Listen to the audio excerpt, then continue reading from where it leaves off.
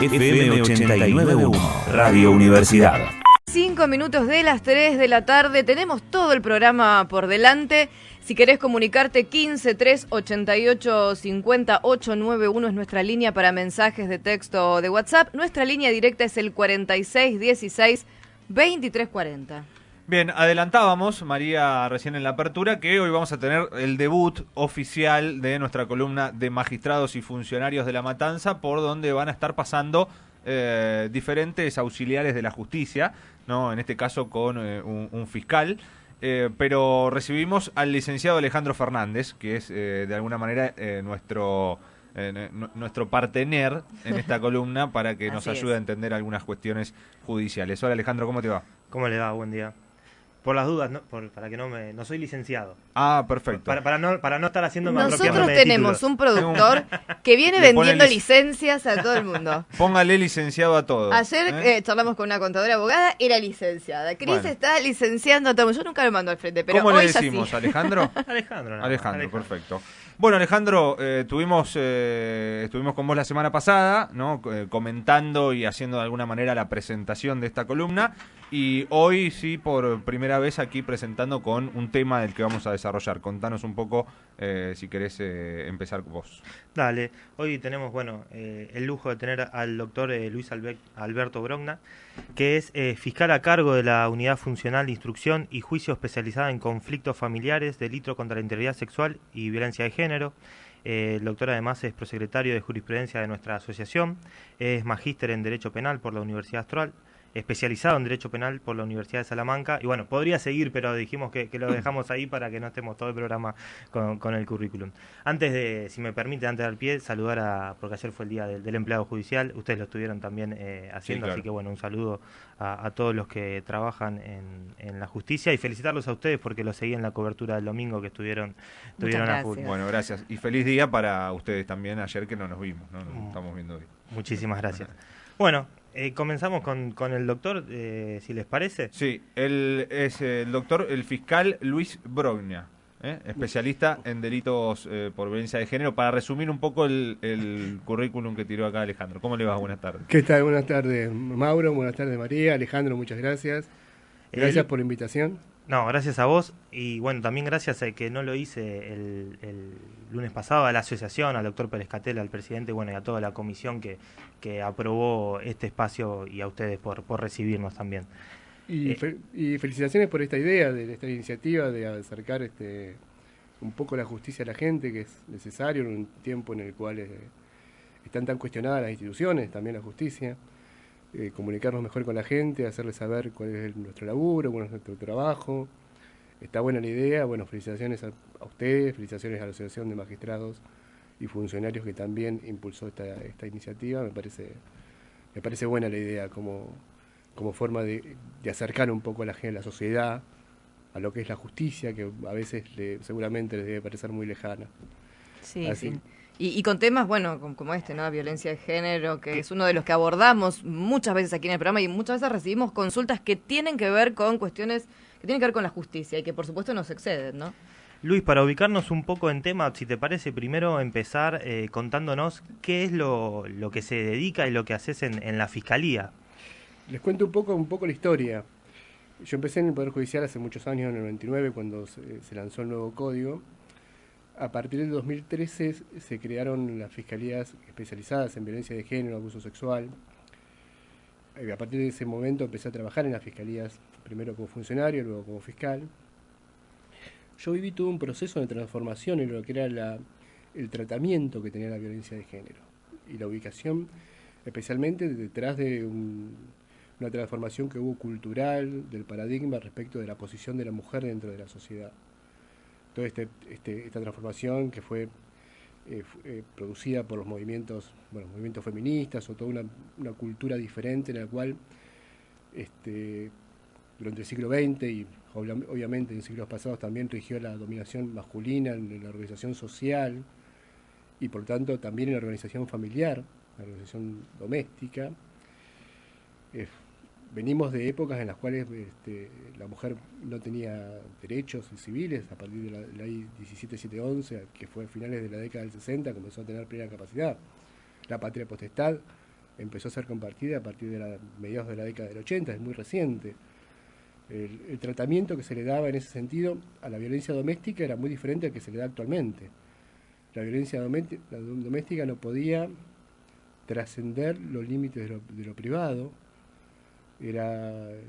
culturalmente no era bien visto que esto se comunicara a las autoridades, las mujeres tenían que soportar, muchas veces todas las agresiones, también los hijos, es decir, era naturalizado que se ejerciera violencia por parte del hombre hacia la mujer, como algo común, como algo justificable, como algo que fuera parte de la educación. Sí, normalizado totalmente. Sí, en los medios de comunicación, esto también lo hemos hablado a veces, se presentaban esos abusos o esos muchas veces crímenes como pasionales, ¿no? Sí. Y digo, va por ahí también el enfoque que había desde los medios, no solamente la justicia, digo. Sí, sin llegar al femicidio, incluso los casos de violencia, de golpes y demás, era la autoridad del padre sobre la esposa y sobre los hijos y las hijas, ¿no? Obviamente, es decir, inclusive el tratamiento normativo era diferente. En el adulterio, que primero a la mujer se la condenaba a muerte en la época colonial, luego esto obviamente se corrigió, pero sin embargo siguió un tratamiento diferencial. El adulterio era penado antes, después fue derogado.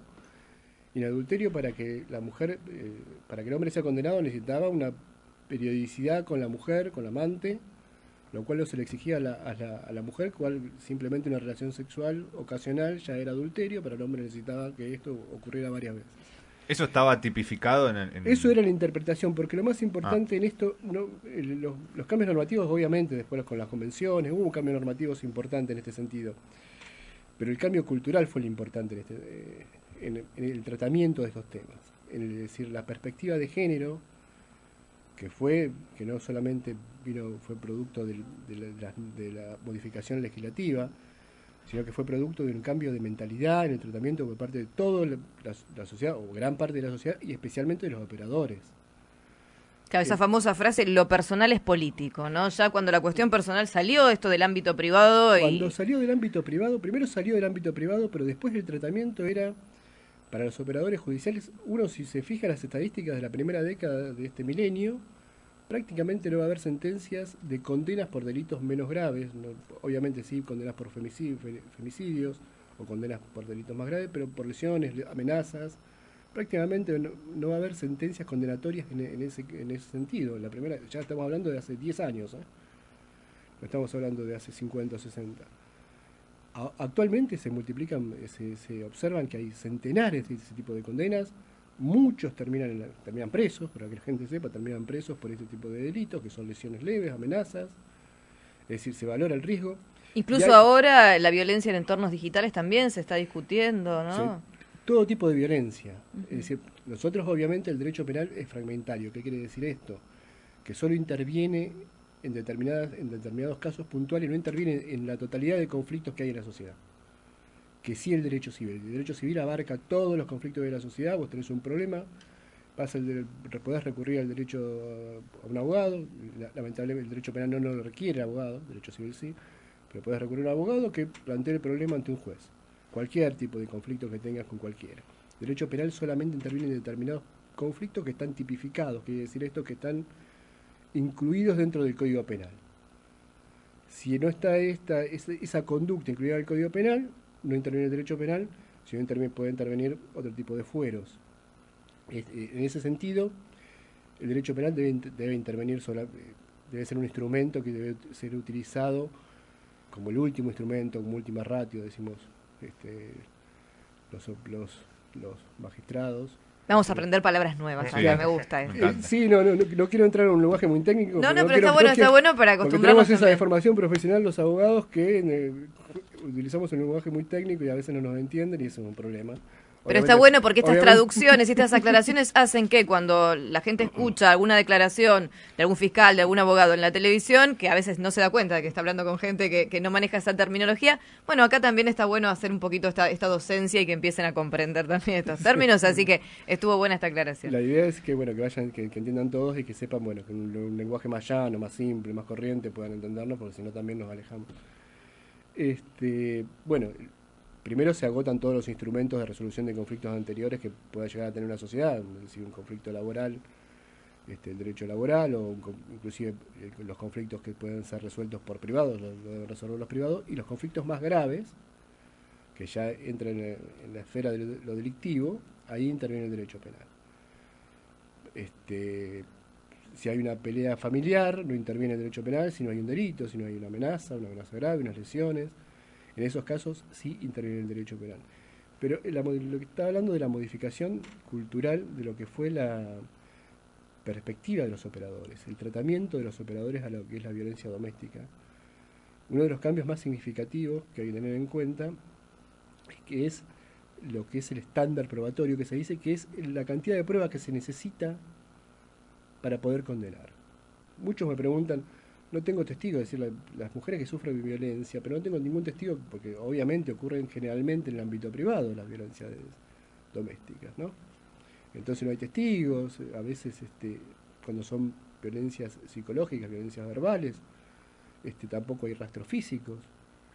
Eso, ¿qué tiene sentido que lo denuncie? Por supuesto que tiene sentido, porque eso también se puede probar. También tenemos herramientas para poder probar todos los delitos que se cometen en el ámbito privado. Y eso fue una transformación que se produjo en los últimos años, porque antes existía, previo a la sanción de este código, existía lo que era la prueba tasada, que se necesitaba determinada cantidad de pruebas, que estaban previstas en el código, que estaban ya preestablecidas en el código. Si no tenés estas pruebas no podés condenar. Después se cambió el sistema, pero igualmente el tratamiento que le dan a los operadores es decir, bueno, no tengo testigos en esto, tampoco voy a poder condenar. Hoy por hoy no. Hoy está el sistema de íntima convicción en el cual cada uno, si le cree a la mujer, si lo acompaña con una pericia psicológica, y bueno, sí, yo lo creo, es muy creíble, es decir, tiene determinadas características que nos permiten sostener que lo que nos está diciendo es la verdad. Y a partir de eso vamos a juicio y muchas veces se termina condenando al agresor. Primero obviamente se dictan medidas cautelares. Las medidas cautelares son cuando está el proceso en trámite, medidas cautelares pueden ser la restricción perimetral. Una detención es una medida cautelar. Una detención no es una condena, una detención es siempre, se consideran las detenciones que se dictan en el momento en el cual el sujeto, el imputado, todavía se lo considera o se lo presume inocente. Luis, más preventivas. Sí. Te hago una pregunta antes de entrar en el proceso, porque quizás hay alguien que está escuchando que está teniendo algún conflicto de este tipo. Es ¿cómo lleva su problema a la justicia? ¿Cómo llega a la fiscalía para que empiece esta investigación?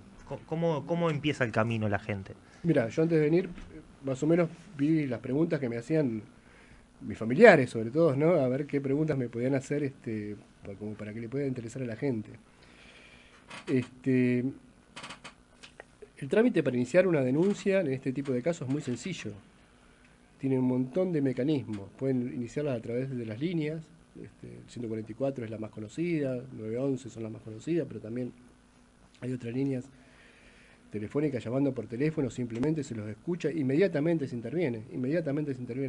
Hay una línea de WhatsApp también, que después se la dejo a la producción si quieren para que las pasen, cuando la mujer no se puede comunicar, porque hay ocasiones en las que el agresor está muy cerca.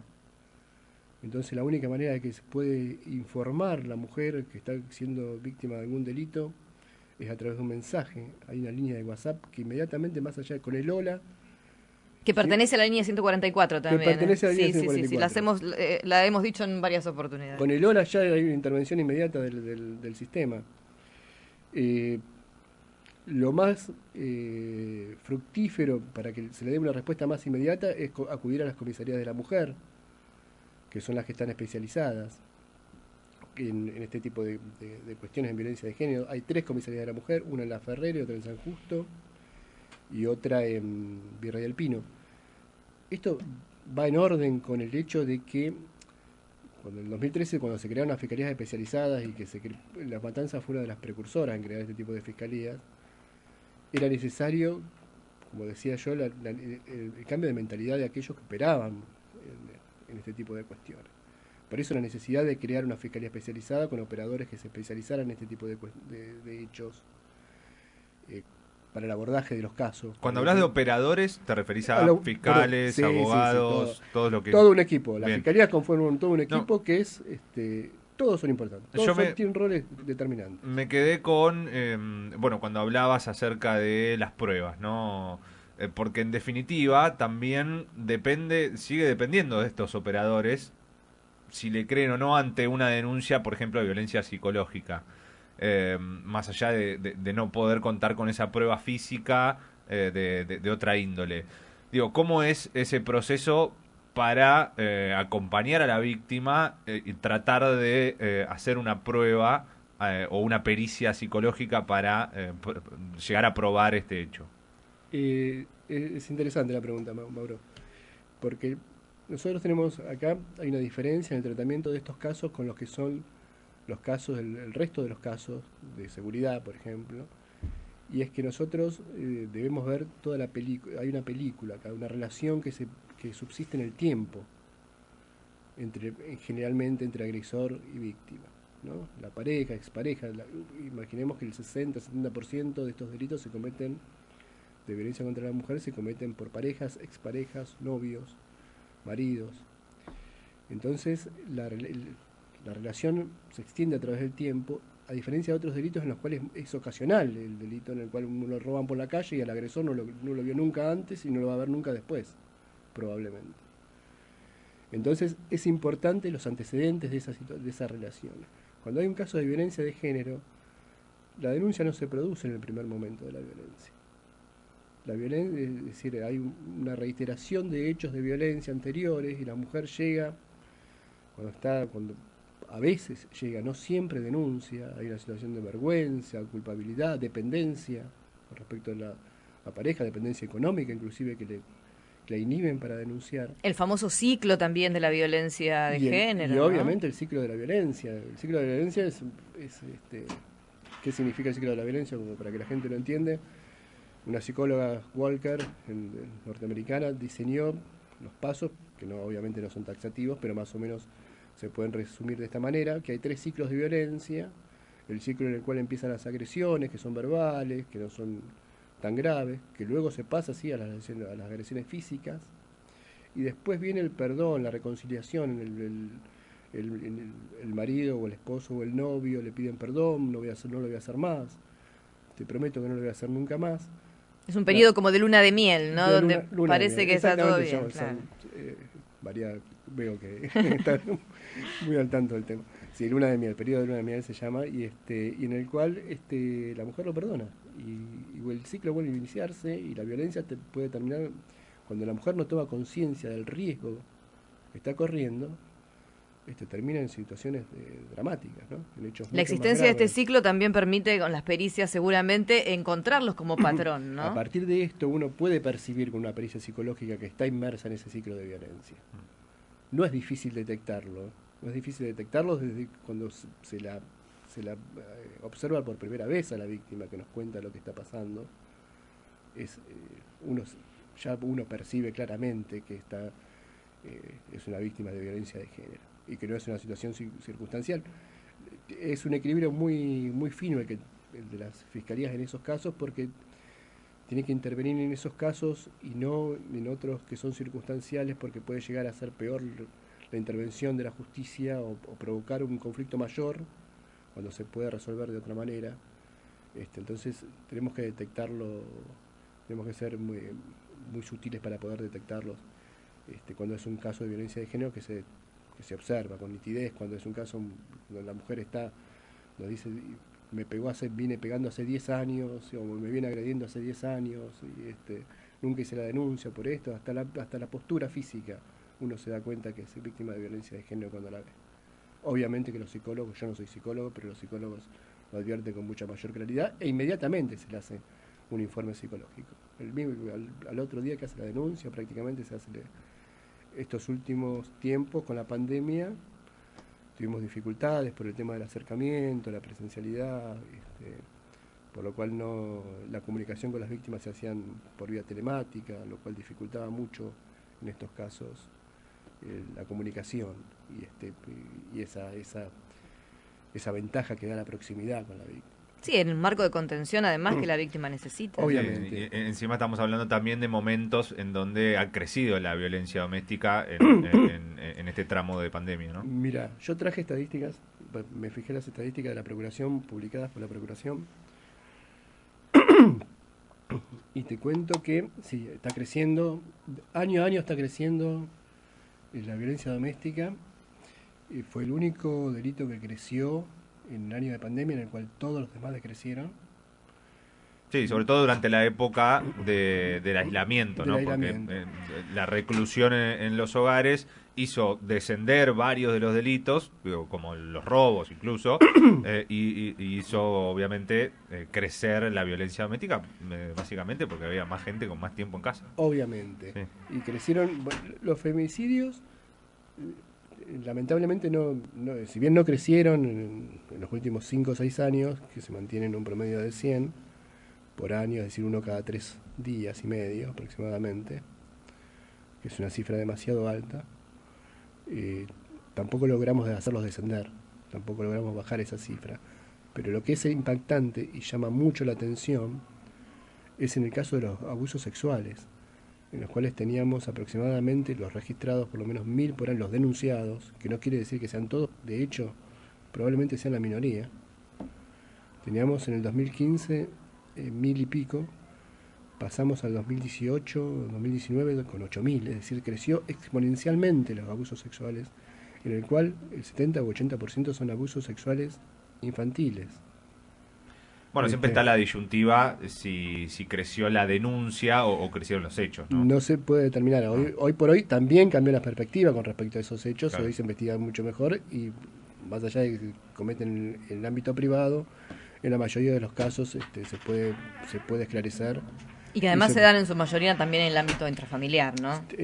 Casi en su totalidad, igual que la violencia doméstica, casi en su totalidad se dan en el ámbito con personas que son muy cercanas, con personas en las cuales uno generalmente vienen las víctimas y dicen, no puedo imaginarme nunca que este sujeto pueda haber abusado de mi hijo, es decir, el tío, el padrastro, el padre. También cambió Eso. esa perspectiva, ¿no? De pensar al abusador como esa persona que está ahí escondida en un callejón esperando que la víctima pase, como si fuera la araña que está esperando a la presa. Se empezó a entender que el abusador es una persona que convive con la víctima en muchos casos, Y ¿no? que socialmente es totalmente normal, que uno no lo puede percibir de ninguna manera que pueda llegar a cometer un hecho de esa naturaleza. Sin embargo, lo comete y no siempre, y en la mayoría de los casos tampoco hay violencia. Es decir, por eso se modificó también la visión que teníamos de esos casos. Antes, al no haber violencia, al ser una persona en el cual... O no haber violencia evidente, claro. Claro, Sí, sí. Signos de violencia, porque se aprovechan de nenas muy chiquitas o de nenes muy chiquitos, porque no entienden, entonces no saben qué es, lo hacen como un juego. Hay una serie de maniobras o de estrategias que utilizan como para poder abusar, que no deja rastros. Y antes cuando nos presentaban ese tipo de casos, cuando le presentaban a la justicia ese tipo de casos, no haber rastros físicos, y al ser una persona que inspiraba mucha confianza familiar, y que la familia dudaba también, no se le creía a los nenes. Y la realidad es que se presenta también como en este sentido se presentaba también lo que se denominaba el síndrome de alienación parental, que era lo que no, el nene está influido por terceros, el nene está influido por la madre. La realidad es que los nenes, si bien pueden fabular, la forma de hacerlo es muy simple, muy obvia, muy ingenua. Cuando los niños detallan con muchos, o describen los hechos con muchos detalles, es imposible que lo puedan hacer si no lo vivieron. Sí, hemos hablado en Esa alguna era- oportunidad de este síndrome, que incluso hasta no hace mucho tiempo es algo que no existe. No es un síndrome, primero, porque Porque no está existe, pero reconocido. hasta no hace mucho un comunicador trajo una agrupación de padres a su mesa y aducían esto Sí. como un hecho No descarto- existente, ¿no? No descarto que en algún caso pueda haber una influencia, pero ya te digo, la influencia no puede hacerle decir al niño o hacerle un relato demasiado descriptivo porque es imposible. Sin embargo, los nenes en esos casos, cuando mienten o niegan algo, es simplemente la negación, yo no lo hice. Luis, acá yo te estoy escuchando y veo que es muy específica la forma de comprobar si existe un abuso, si existe violencia de género, porque hay mucha gente que no cree en primera instancia en la perspectiva de género, ¿no? Que habla de ideología, que descree esto, ¿no? Hay gente que sostiene esto y que se aferra mucho a la idea de la inocencia, ¿no? La posibilidad de condenar en general a un varón inocente, ¿no? Hay probabilidades, supongo que, a ver, la falla puede existir siempre, pero ¿existen muchas probabilidades de que se condene a un hombre inocente ante un caso de violencia de género, ante una denuncia de violencia de género? Lo que te puedo decir a eso es que prácticamente, no sé si debe estar rondando el 99, 98% de las causas que nosotros decidimos que hay violencia de género se las terminan condenando. En los casos de abuso sexual, ese porcentaje debe haber alguno que no, pero la realidad es que se elevan a juicio. Nosotros en la Fiscalía elevamos a juicio, pedimos y acusamos, pedimos la condena, ese es nuestro rol, y casi en su totalidad se los terminan condenando, y las penas en los casos de abuso sexual son muy altas.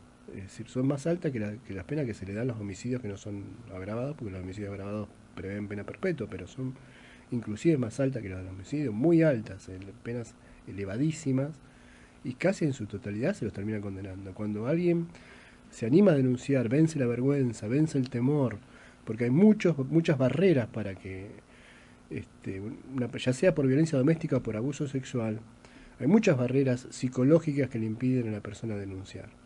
También hay una falsa creencia popular de esto de decir, ¿para qué denunciar si no va a pasar nada? Claro, sí. ¿No? Esto que decías vos, Luis, es importante que se haga la denuncia. Es importante, mirá, te doy otro dato estadístico que me parece interesante.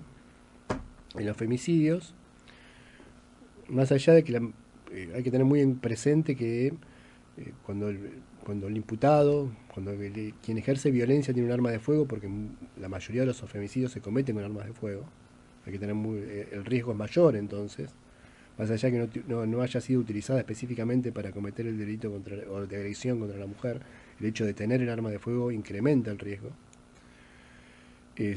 Ya se sabe, se cometen en ámbitos privados, no hay testigos. Hay un dato que es importante destacar. En el 80 y pico por ciento, 85% no habían hecho denuncias previas. Muy pocas denuncias previas en los casos que se perpetraron de femicidios. ¿Esto qué quiere decir? Dos cosas quiere decir. Primero, que cuando se hace la denuncia, la mujer tiene conciencia del riesgo, por lo cual es una traba, se puede considerar como una traba para que se perpetre el femicidio, es decir, para que el hecho no se agrave, no ocurra un hecho mayor. Y lo otro, que la intervención de la justicia, más allá de que sea contrafáctico, porque no sabemos qué hubiera pasado, puede operar también, evita también de alguna manera, puede llegar a evitar que el hecho no termine en un femicidio, en la muerte de la mujer. Ya te digo, el 85% no había hecho denuncias previas. No cancela el riesgo de la intervención judicial, porque hay un porcentaje que sí había hecho denuncias previas, pero sí, evidentemente, a la luz de las estadísticas, lo disminuye, y mucho. El consejo, por supuesto, es en esos casos hagan la denuncia, porque 100% de posibilidades, pues no tenemos todos los instrumentos, no tenemos todas las herramientas como para poder evitar 100% el riesgo, pero sí... Y no todas las herramientas dependen de la justicia, además, ¿no? Y no todas las herramientas tampoco de la justicia, fiscalía, ¿no? También porque, pero sí, la mujer cuando hace la denuncia ya es consciente del riesgo, claro. Y eso ya es importante, es un dato que no es menor. Además puede también recibir algún tipo de asesoramiento, que más allá de que no tenga una resolución inmediata, sabemos que hay muchas veces desde que llega esa denuncia hasta que puede llegar a haber algún tipo de acción por parte de la justicia, puede recibir en ese tramo un asesoramiento, un acompañento, otro tipo de trato. Por supuesto, todo eso aporta para que el riesgo, porque depende mucho de la víctima de que esto no se concrete, porque la víctima se aleja, la víctima busca ayuda, la víctima se le brinda la ayuda, se la aleja del agresor, no se le permite al agresor tan fácilmente llegar a ella, más allá de que no quede detenido, no se le permite llegar a ella. Desconoce que tiene derechos, además, que muchas veces eso no sucede. Obviamente. Es consciente de los derechos y que esos derechos van a ser respetados y van a ser valorados al momento de realizar la denuncia.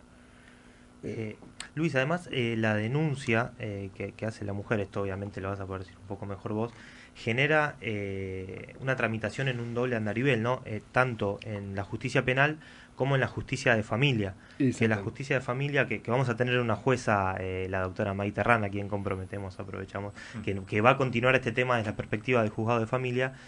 A diferencia de otras temáticas, también toma medidas cautelares sin exigir prueba. La sola denuncia genera medidas preventivas, ¿no? No sé si es igual en el ámbito penal. Sí, Alejandro, en eso también hubo una evolución importante. Una evolución...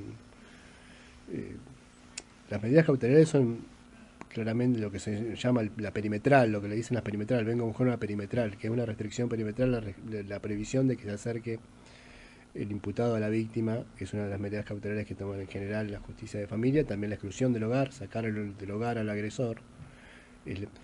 Y bueno, antes se necesitaban o se requerían una serie de elementos, una serie de pruebas. Hoy prácticamente es automático. Hoy cuando nos comunican los hechos a nosotros en general nos comunican los hechos la comisaría.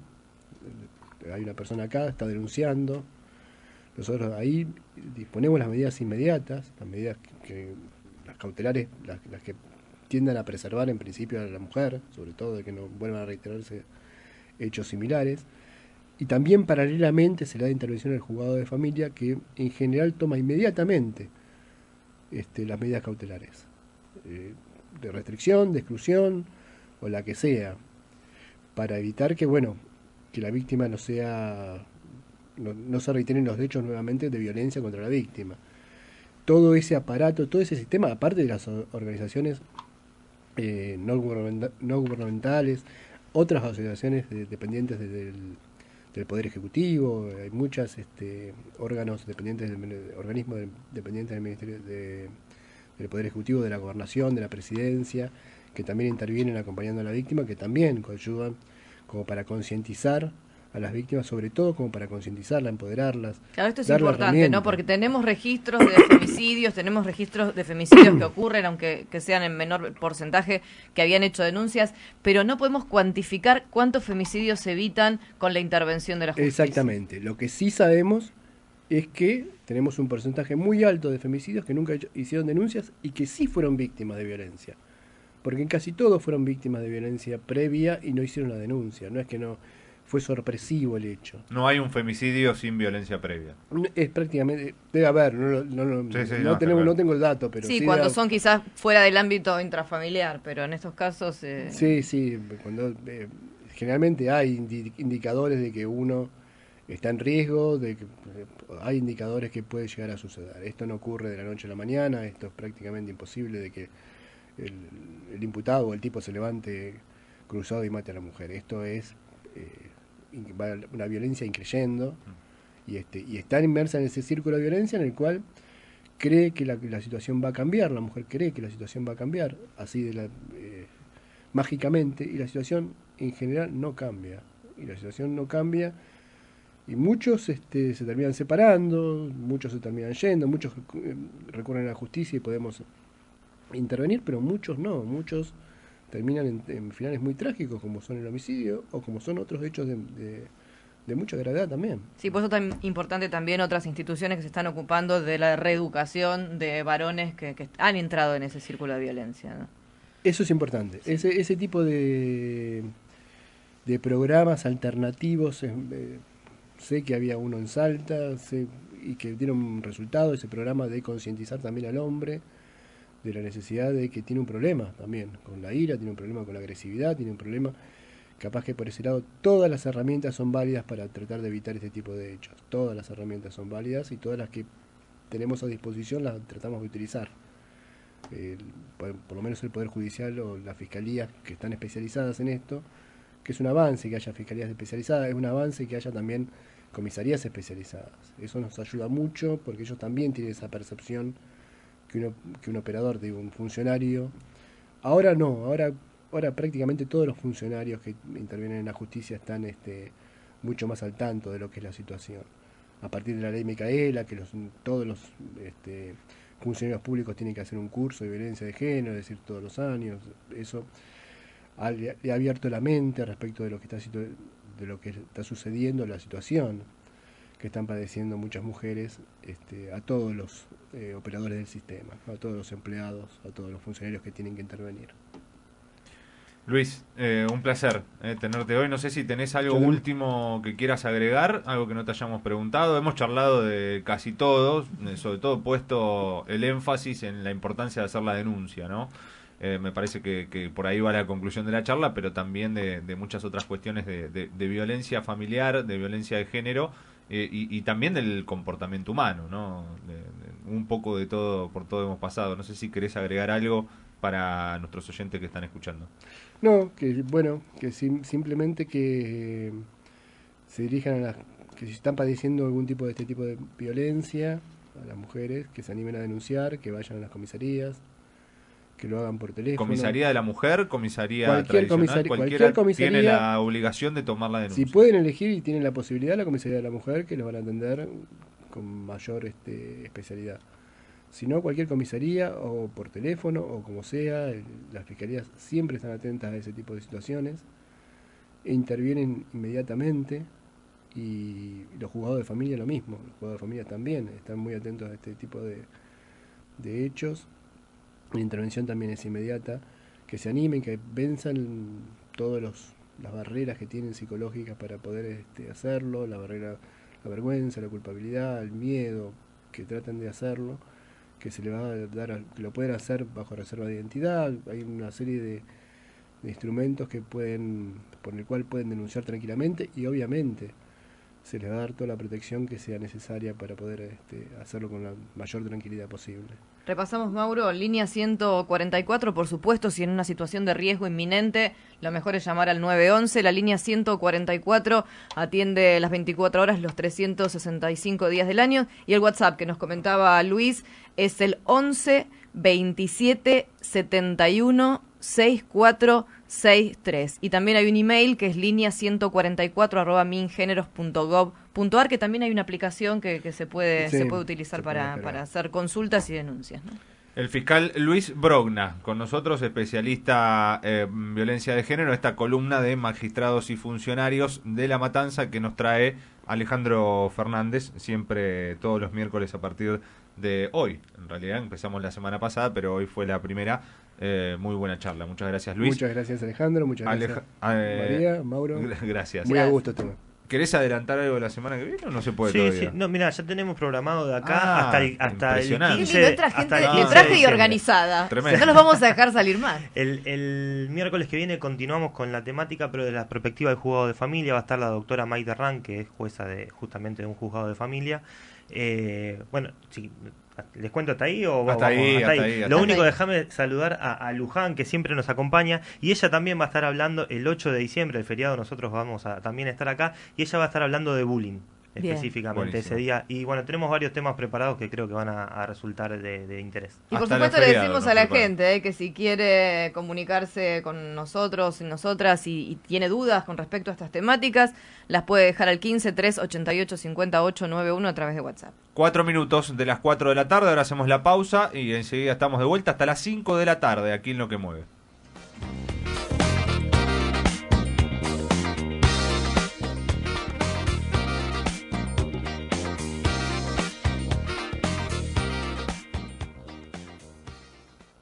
Desde la Universidad Nacional de La Matanza, Radio Universidad FM 89.1. Siempre cerca.